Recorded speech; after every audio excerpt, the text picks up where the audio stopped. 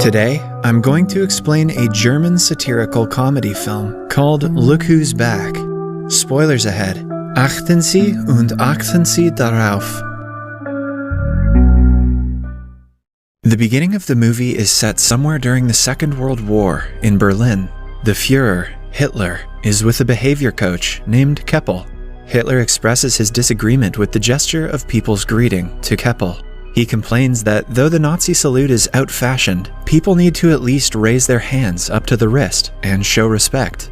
Then, he narrates that he has done everything humanly possible to destroy the foundations of the enemy who desecrated their soil. He finds Germans' existence incomprehensible and finds it alarming that he is here, too.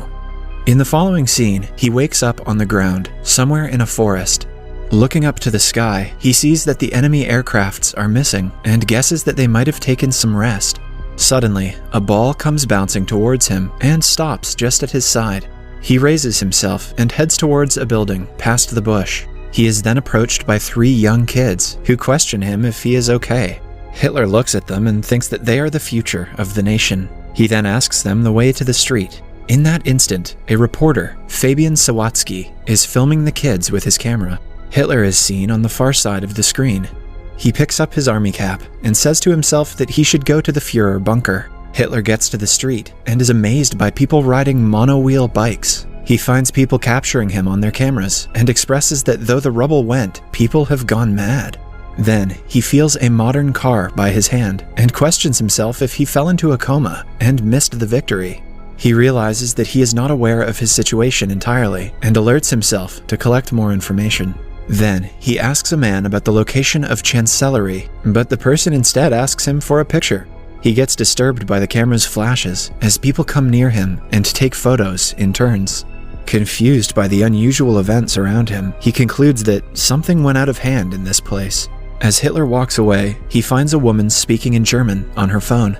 He comes closer and asks her about the current date, but the woman is terrified and sprays his eyes. Hitler cries in pain as his eyes get reddish and his vision gets blurred. He stumbles and walks to a newspaper shop nearby. He gets shocked to see the date October 3rd, 2014 written on the paper and falls to the ground at once. Somewhere else, the boss of a TV station, Karner, praises Mr. Christoph Sensenbrink for his excellent job as the deputy's head. He proposes a higher solution, but instead announces another worker named Miss Katja Bellini as the managing director. Due to this, Christoph is shocked and dissatisfied. He comes to his office and vents his anger out at a struggling filmmaker named Fabian. Despite Fabian's best attempts to convince his boss, he gets fired and thrown out by the guards. Sometime later, Hitler wakes up at the news shop and asks the owner about the date. He confirms that it is in fact 2014. A confused Hitler questions if the shopkeeper has kidnapped him and suspects that this is all a trick play of the enemy's secret service. He threatens to kill the shopkeeper if he is working for the enemy, but the shopkeeper gives him a bar of chocolate instead. Hitler opens it after quite a struggle and sniffs it. He declares it to be industrially pressed grain and questions the shopkeeper if there is still a shortage of bread. The shopkeeper asks Hitler if they are filming a documentary somewhere nearby, mistaking him for an actor. The shopkeeper then says that he looks exactly like the Führer, to which Hitler replies that he is the Führer. After that, Hitler sees the Turkish newspaper and asks if the shopkeeper has Stürmer or Panzerbar. The shopkeeper says that he has more Turkish customers. Hitler is astonished at the presence of Turkish people in Berlin. He then starts collecting information from the newspaper. While reading it, he assumes that he didn't win the war in the past, and Germany was given to the hands of clumsy women having the charisma of a wet noodle. He further laments the existence of Poland and concludes the war to be a total waste. Meanwhile, Fabian looks upon his video reporting about soccer and sobs, sad at the fact that he was fired. Don't worry, Fabian, in a couple years you can get a job on YouTube. His mother calms him and asks him to pause the video, noticing Hitler behind. Fabian is amused at the discovery of a person who looks so similar to Hitler. Back in the shop, the shopkeeper asks Hitler to keep the newspaper aside and stand outside. Hitler grudges at being asked to work. The shopkeeper suggests Hitler clean his clothes, for they stink. He then goes to a laundry place and asks them to clean his uniform. Hitler asks if they have another uniform, since he cannot walk away naked. Hitler doesn't understand that he's in modern-day Germany now, and nudity is no big deal. Next, we see Hitler walking to the news cellar with jeans and a sweater on. Hitler's looking bussin'. Fabian, on the other hand, has somehow managed to find him and is waiting for him in the shop. After getting a look at Hitler, he is amazed at his appearance. Fabian asks Hitler if he can film him as he marches through modern Germany. Hitler agrees with the idea. Fabian takes up some cash and a car from his mother and begins his journey with Hitler. The two end up in a hotel where Hitler gets amused at seeing the television. He then decides to talk about politics in Fabian's presentation. He goes to places asking people regarding their views on politics. After the interviews, he finds that there was minimal impact of democracy upon people during his absence. He inspects discontent and suppressed anger in people, which reminds him of the 1930s, when people had similar views but lacked the term political disenchantment. People tell Hitler about the problem of immigrants in the country, making Hitler push his idea that mixing the races doesn't work. Later, Fabian asks Hitler the source of his unique mustache. Hitler replies that he cut his mustache to a shape that fits a gas mask. A while later, the two end up on a farm where Hitler gets bit by a dog. He is enraged and shoots at the animal. Fabian scolds him and seizes the gun. As the tour goes on, Fabian eventually runs out of cash, but he thinks of a plan and convinces the passers-by to have their sketches drawn by Hitler. Hitler finally gets to exhibit his creative side and draws sarcastic pictures, which people find funny and pay for. They continue their trip after collecting enough money. Back in town, Fabian shows a clip of Hitler to Christoph. The video has a lot of views, as Fabian has uploaded it to the internet. Christoph is impressed by the large number of views on the video. He asks Fabian for Hitler's name and contact number. After meeting him, Christoph suspects Hitler to be a lunatic and asks Fabian to take him away from his office. Before leaving, Hitler enters the director's office and asks her to save Germany together with him. Interested by the idea, Bellini asks him about the plan. She quickly asks her assistant to prepare a proper TV format for broadcasting the Führer on listening to Hitler's idea. Fabian then threatens Christoph to give him his job back, or else he will take Hitler away. On hearing this, Christoph makes him a kitchen boy, promising to promote him when a new editorial post opens up. Kitchen boy is better than an internship, I guess.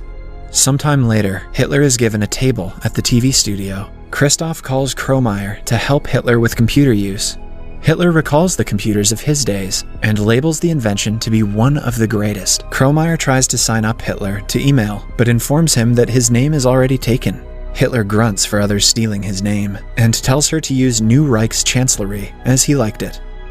Christoph plans to put Hitler on a live comedy show called Whoa, Dude! He is still salty because Bellini got a promotion instead of him and intends to create trouble for her. He intends to bring racism to the debate through sarcastic jokes on Jews and throw out Hitler. The show starts, and Witzigmann, the host, calls for Hitler on the stage. The audience gossips about Hitler's appearance, but when Hitler gazes at the audience, the hall goes completely silent. Hitler soon breaks the silence, but does not read out the lines as scripted. He explains that he is to tell a joke about immigrants, but he is not going to do so. He says that a TV is a great invention of the human, but the shows broadcasted are nonsense. Clearly, Hitler hadn't seen Game of Thrones yet. He sheds lights on problems like poverty and unemployment, and forecasts that the people of the country are heading towards the abyss without noticing it.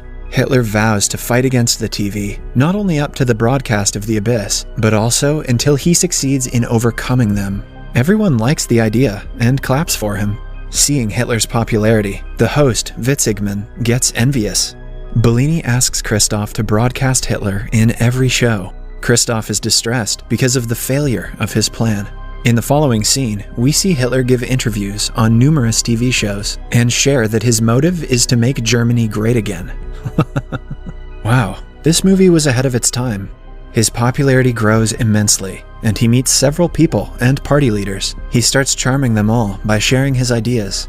One day, Hitler and Fabian visit NPD headquarters in Berlin. He calls for Ulf Birn, the federal chairman of NPD, and asks him what his cause has achieved so far. Hitler belittles him and says that they have wasted enough time, and the movement is taken aback by decades due to their words. Christoph gets excited and happy when the cops and district attorney, DA, appear at the TV studio. They explain that they are here for a complaint of charging violation of hate laws. Bellini asks what they are to do then. Quickly, Christoph pops that they might need to cancel the Führer show. The DA says that they can keep the broadcasting on. Bellini takes a sigh of relief, while Christoph fakes his smile. After the DA leaves, Kromeyer hands over a letter to Christoph, stating the payment of the dog, which Hitler had shot earlier in his trip. Christoph receives the letter happily, believing it might be a way to cause trouble. Next, Hitler is put on a TV program where he is asked direct questions about his different roles in the war. Hitler responds that he wants to reach out to people, but the interviewer tells him that all his deeds cannot be justified. He shows him the clip of him shooting the dog. The video disturbs the audience. Hitler is angered and threatens him that he would do the same to him. He further says that he will turn their studio into a parking lot for tanks. Christoph gets happier, seeing people's negative responses. After the disastrous interview, Bellini is fired, and Christoph is appointed as the new manager. After that, Hitler goes to Fabian's house and starts living with him. He expresses amusement at the path taken by destiny and starts to write his second book. The book soon hits the market. 3 months later, at the TV studio, everyone sits in a meeting where the massive loss that the company has gone through is discussed. Christoph believes that Witzigmann's show will put them back on track, but one employee informs him that he has quit his job. Christoph gets tense and mad at the selected employees for losing the show.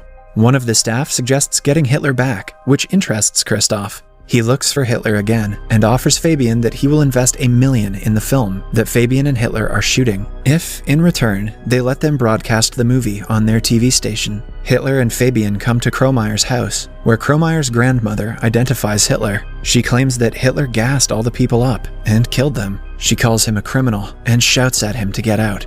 In the car, Hitler shares that he is surprised at Kromeyer being a Jew. He starts to belittle Jews, calling them less of humans. Fabian gets disappointed at Hitler's actions and his words.